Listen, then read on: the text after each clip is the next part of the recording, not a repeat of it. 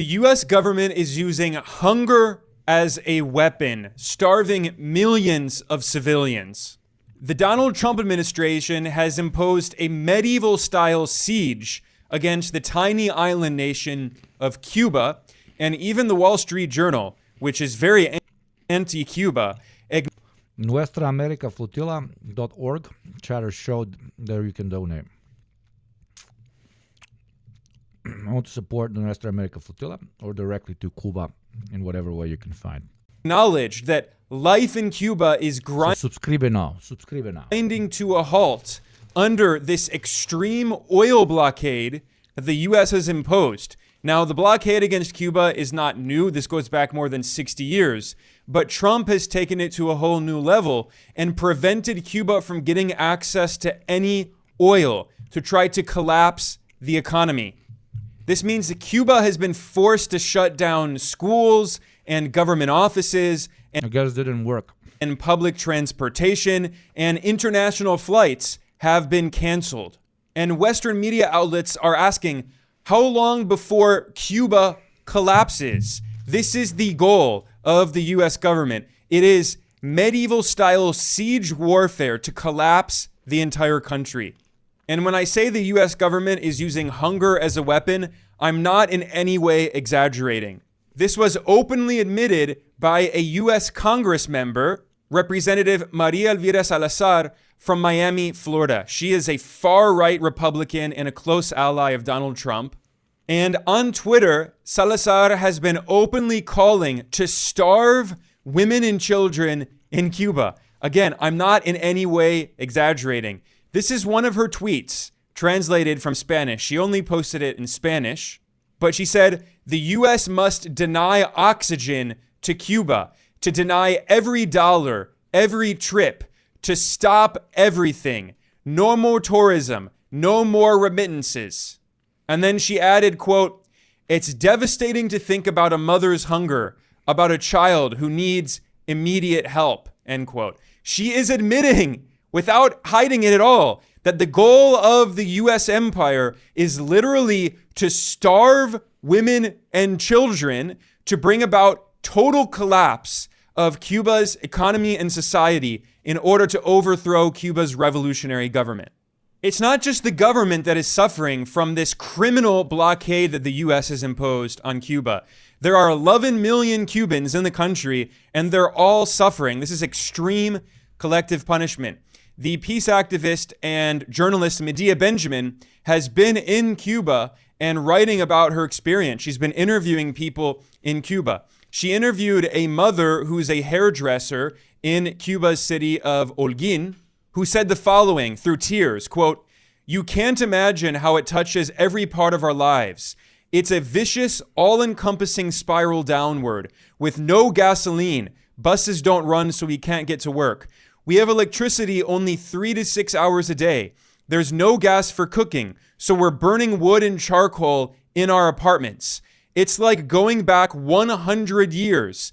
The blockade is suffocating us, especially single mothers, and no one is stopping these demons, Trump and Marco Rubio, end quote. That is a Cuban mother crying about the horrible crime against humanity that the U.S. empire is carrying out.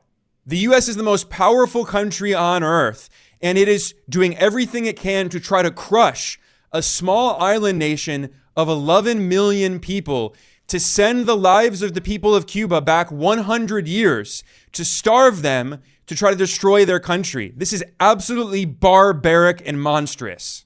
And U.S. government officials are gloating about the fact that they are terrorizing the people of Cuba, especially these far-right Congress members from Miami, Florida, who are Trump allies, like Maria Elvira Salazar.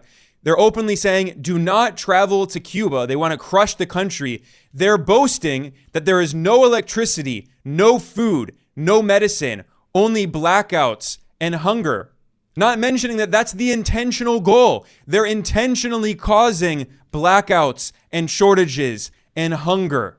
And they claim that the regime is in its final hours. They're literally starving as many people as possible to try to overthrow the government.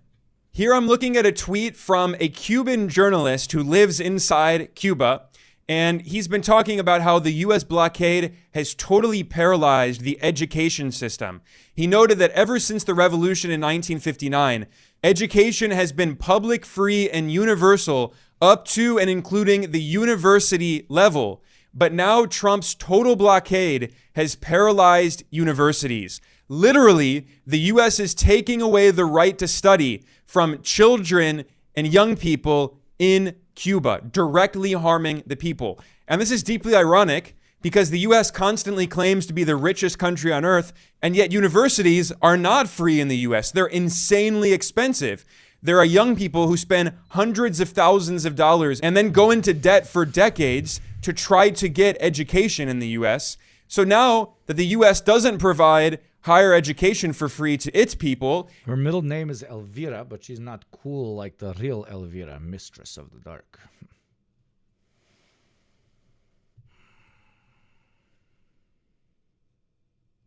I've been particularly proud of America as a black American. I'm sick just seeing this, and you should be, my friend. It's also denying education. I'm not adding anything to his great reporting because there's nothing to add. The world's biggest economy is committing indirect warfare to an island nation because the island nation dared pursue an independent mode of self-governance. That's it. That's been the story of Cuba since the inception, and it will always be. Education to the people of Cuba. And it goes without saying that this U.S. blockade of Cuba is obviously completely illegal according to international law. And United Nations human rights study there. That's so cool.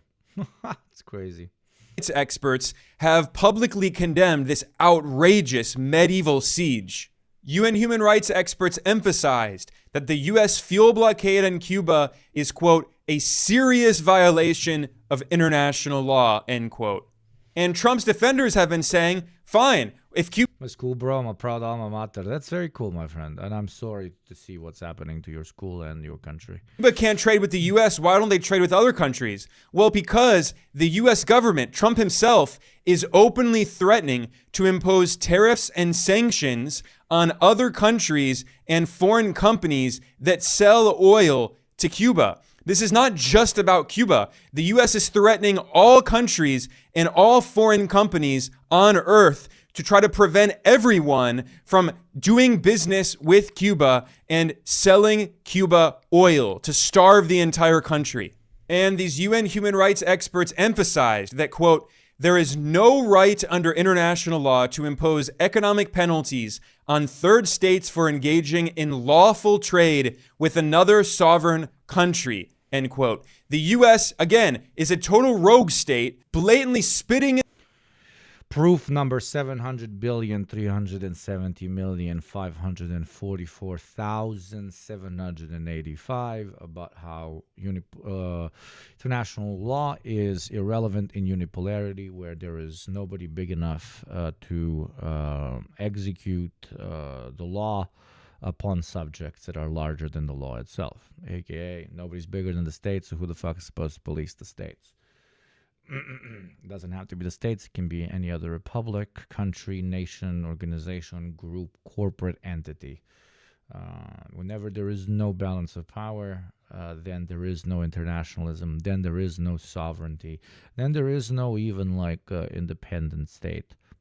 You are independent only insofar as they allow you to exercise some sort of a LARP of independence inside of your national borders.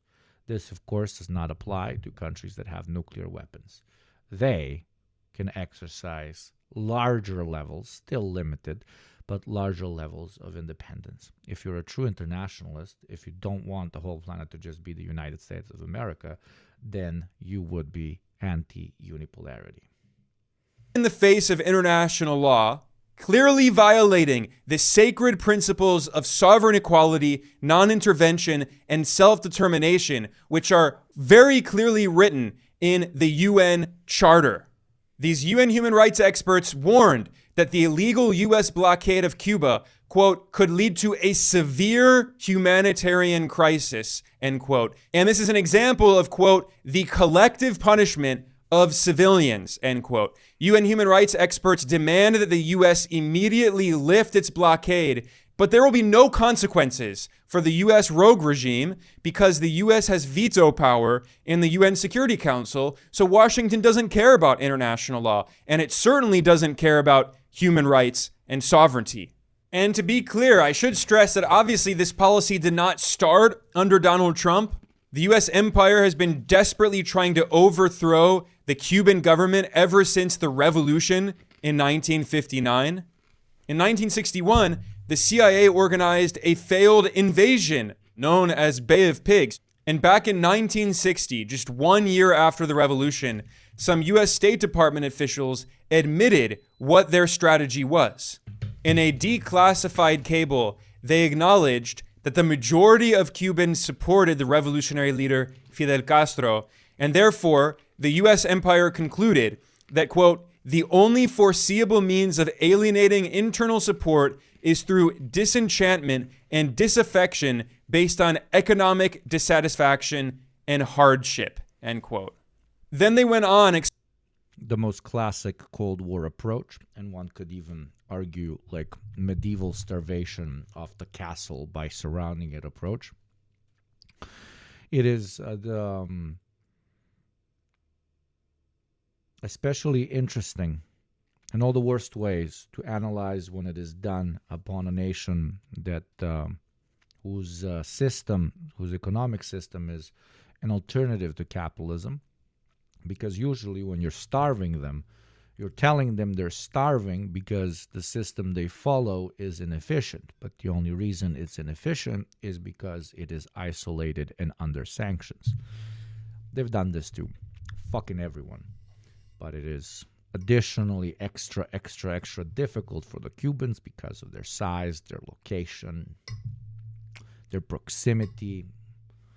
And most importantly, I would like to argue how many times they've embarrassed the Americans does not allow them to have any mercy upon their people.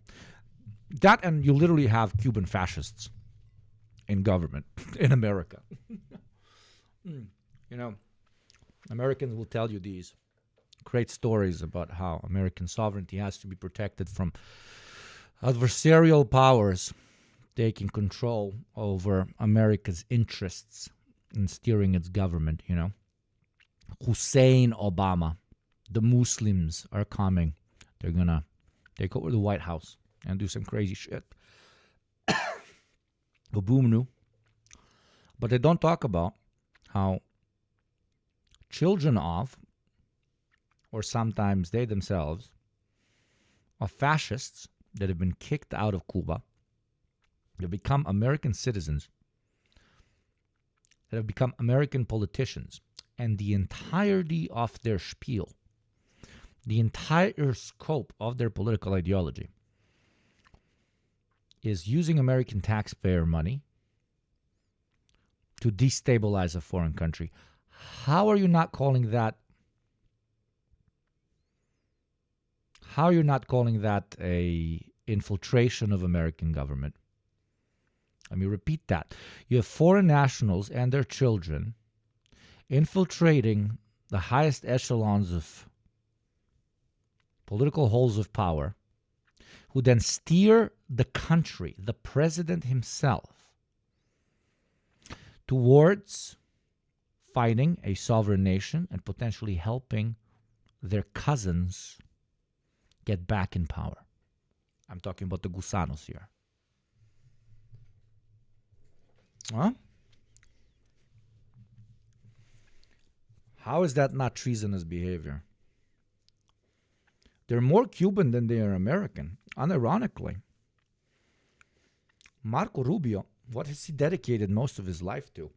Not elevating the United States of America, but destabilizing the Cuban government so that they can have it back. This is the same as Nazis running away to Argentina and taking over the Argentinian government. at least parts of it, and then utilizing the Argentinian government to send money towards fascist movements back home in order to destabilize the DDR or even the Bundesrepublik. So there you go, another tool set in your analysis of this, especially when talking to so-called patriots, American patriots. Just tell them, you're a patriot, then you probably have a very strong opinion on foreigners co-opting the direction our country takes. You have these fascists from Cuba that are just love wasting American taxpaying money and directing us at an island nation that we don't even know why we hate.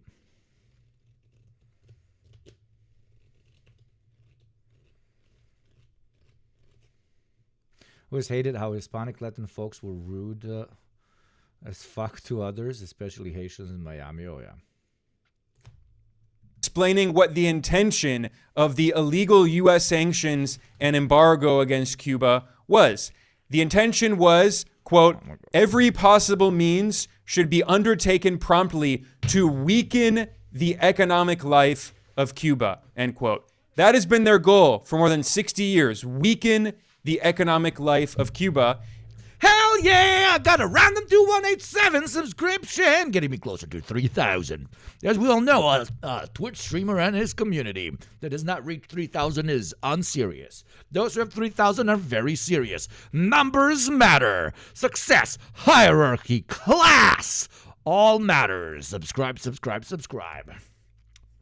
And they went on writing that their goal is to, quote, make the greatest inroads in denying money and supplies to Cuba, to decrease monetary and real wages, to bring about hunger, desperation, and overthrow of government, end quote. That has been the explicitly stated policy of the U.S. empire for more than 60 years. And this is exactly what the Trump administration is doing today. Of course, this is not a new policy, but the Trump administration has taken it to a whole new level. More numbers, more numbers, more numbers by Random 2187. Thank you, Random 2187, for exhibiting non-Gusano behavior. Imposing a fuel blockade of Cuba to try to... By the way, yes, obviously all of this is American empire, America's reaction to the Cuban Revolution that initiated this entire conversation is something that we should put across 100% of the time, 24/7. But I also want to cast a light on Cuban fascists operating from Miami, operating from Washington, following through on a political, multi-generational plan of, quote-unquote, taking back Cuba for the slavers, for the racists, for the mass murderers, for the colonizers. That also plays a factor. The same way you would recognize ex-Nazi officials in Argentina or in Brazil or in Cuba or in Canada or in anywhere else, lobbying and sometimes very successfully infiltrating government as a means to take back power in their ancient homeland. So should we with the particular Cuban fascists operating in the United States of America, because they're very much so there. But bro, the people of Cuba just want politicians in parliament placed in power by Taco Bell lobby, bro. How don't you understand that? Bro, you need to listen to Cuban voices. Bro, you need to listen to Deutsche voices. You need to listen to Aryan voices, okay? And glass current liberal Berlin, because I don't know, I'm making the parallel. Fidel stole my family's slaves. Leftists are class reductionists that ignore my lived experience. To crush the entire country. It's pushing it to compare them to... No, it's not. No, it's not. No. It is... No, it's not. I will compare all Cuban diasporoids that actively participate in political organization against the Cuban state as fascists. Because that's what they are. They're anti-communist, anti-Cuban sovereignty. They are imperialists. They believe in their superiority over a democratic revolution that transpired in Cuba. All literally definition of fascists. They are all fascists. To repeat, not the entire Cuban diaspora, but the Cuban diaspora that actively participates in anti-Cuban political organizing are fascists. I will not listen to their voices. They can go fuck themselves. They are political enemies. What the fuck are we talking about? My lived experience, shove it up your ass. Sure, we can have a conversation if you're a regular, everyday Joe Schmo. You know, everyday regular, what's the stereotype? Everyday regular Javier or what's Joe Schmo for a Cuban? What's Joe Schmo for a Cuban? What's the most typical Cuban name? Thank you, Joni Soda. I call it Politrix, like my favorite Cuban, Mr. Worldwide, Pitbull. Yeah. To be clear, chat, I was memeing. I'm not a gusano. I'm sometimes even worse. I'm British. No, dude, it's fine to be. I hope you don't misinterpret me here, you motherfuckers. Cantillo.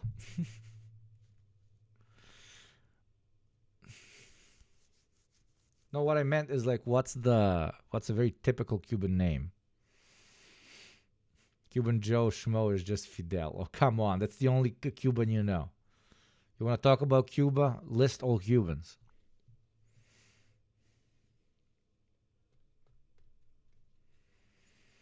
But yes, if you are Cuban diaspora agitating for the fall of Cuban sovereignty, you are a fascist. And I am POC, listen to my family's lived experience is irrelevant to any anti-imperialist.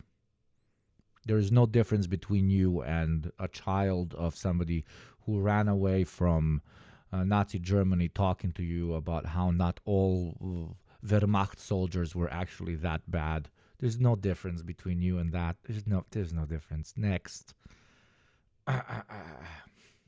And starve 11 million people. In fact, corporate media outlets in the US that are owned by billionaire oligarchs, like the Washington Post, which is owned by Jeff Bezos, one of the richest billionaire oligarchs on earth, the founder of Amazon, they are openly boasting that, quote, Cuba is collapsing. That's an opportunity for Trump, end quote. They are proud of the fact that they are barbaric medieval savages who are starving 11 million people to try to overthrow their government. The U.S. government wants the Cuban people to suffer. That is literally the goal. They're not hiding it in any way. The U.S. State Department The U.S. government does not want me to reach 3,000 subscriptions. Chat, do your thing. Do your thing, chat. On its official Facebook profile a video of Secretary of State Marco Rubio being asked in Congress about regime change, and he said, we would love to see regime change in Cuba. They are proud of it. Will you make a public commitment today to rule out U.S. regime change in Cuba? Regime change? Yes. Oh, no, I think we would love to see the regime there change. We would like to, that doesn't mean that we're going to make it change, but we would love to see it change. There's no doubt about the fact that it would be a great... Dude, this man has dedicated his entire career. This man is a Cuban right-wing nationalist patriot that wants to take it back from the clutches of the socialists, dude. This man is not an American. This man should go back to where he's from to stand trial. And he asks him, are you going to rule out fucking regime change? This is a Cuban right-wing agent that has infiltrated the American government and is steering it away from the interests of the United States American people over towards the interests of him and his class of Cuban fascists operating out of Washington and Miami. That is how you should pitch this to everyone. benefit to the United States. Now, Marco Rubio is extremely influential in the current U.S. regime. He's the second most powerful official after Donald Trump. He's much more powerful than Vice President J.D. Vance because Rubio is not only the Secretary of State, the head of U.S. foreign policy, he's simultaneously... Imagine if right now there was an incredibly powerful politician with a first and last Russian name. in the United States of America. And he was constantly saying, we need to carpet bomb Ukraine. We need to starve Ukraine. We must kill Ukrainians. Ukrainian regime change now. How would everybody react? Everybody would say, okay, this guy is working for Russia. What the fuck? Deport this guy right now. What is going on? This guy is a Russian spy. Meanwhile, a Cuban does exactly the same. But instead of Ukraine, it is Cuba itself. He does that is what this man does. I want to use American money and American military might to choke out Cuban independence. That is a foreign agent. That is a foreign agent. Simultaneously acting as the U.S. National Security Advisor, that is the head of the National Security Council, Rubio is only the second person in U.S. history to simultaneously hold both positions after the notorious war criminal Henry Kissinger, who fulfilled both positions under Richard Nixon.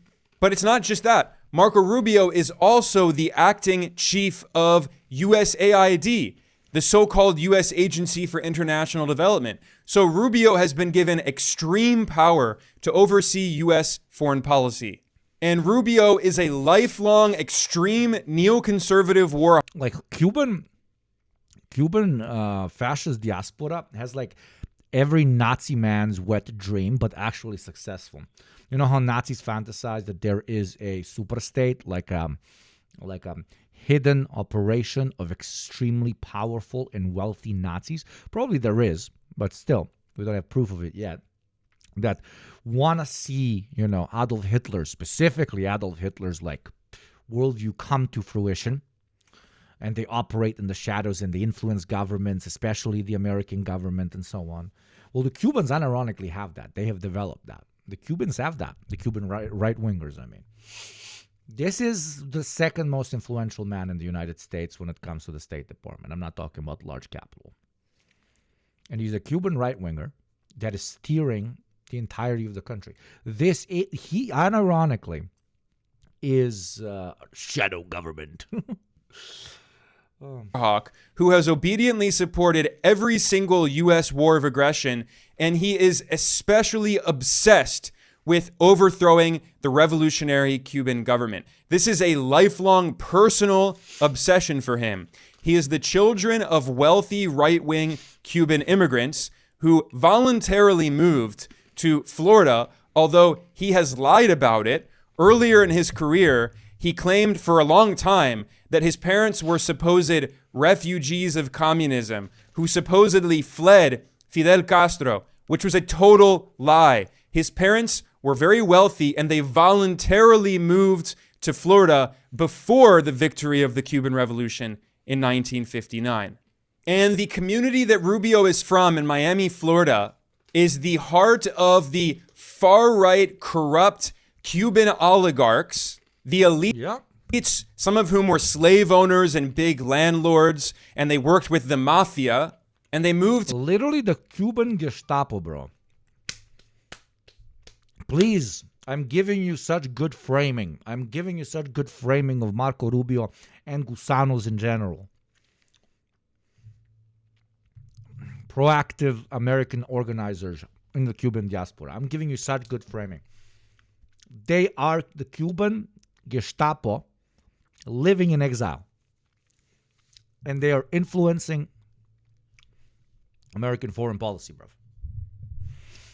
My own family and my own people suffered one of the worst famines in World War II under Nazi control. Seeing this almost exact scenario happening with Cuba makes me livid. I know for a fact America would want to conquer and annex Cuba like what the Germans did to us in World War II. Full solidarity with them. Long live the revolution. Absolutely, my friend. Thank you for the nice comment.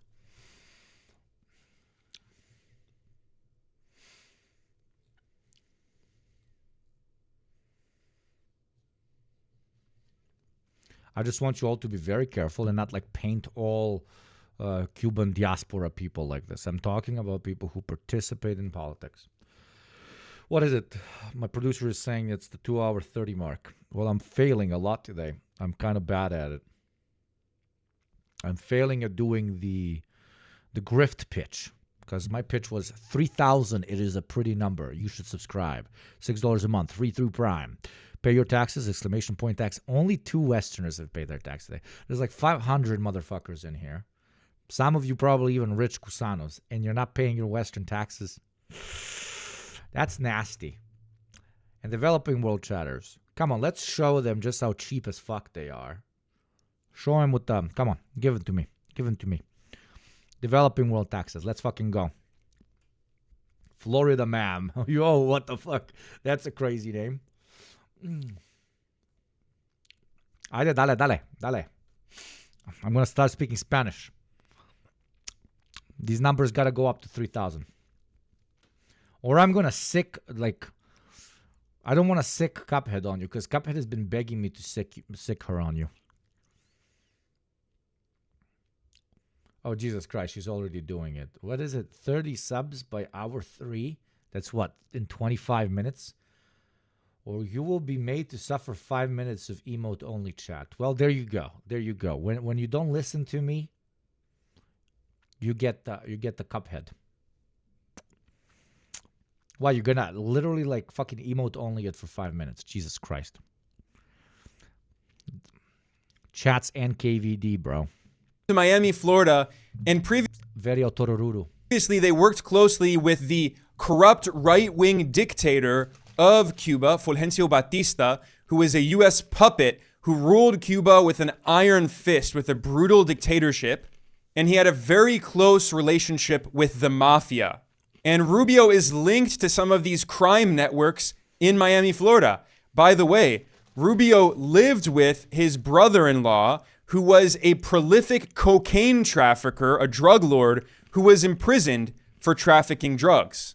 And then after Rubio's drug trafficking brother-in-law was released from prison, Rubio used his political position to lobby for his brother-in-law to get a real estate license, which is very difficult for convicted felons and narco traffickers. And this earned Marco Rubio the nickname Narco Rubio. And Rubio has also earned that nickname because he's very close to corrupt right-wing drug trafficking politicians across Latin America, including, for instance, Rubio is a close ally of Alvaro Uribe, the corrupt former president of Colombia, and U.S. intelligence agencies have admitted literally Cuban Gestapo, dude, that Uribe is one of the worst Colombian drug traffickers in modern history, who worked very closely. Member and maybe even head of a political paramilitary operating from Washington as a way to destabilize Cuba and take it over by former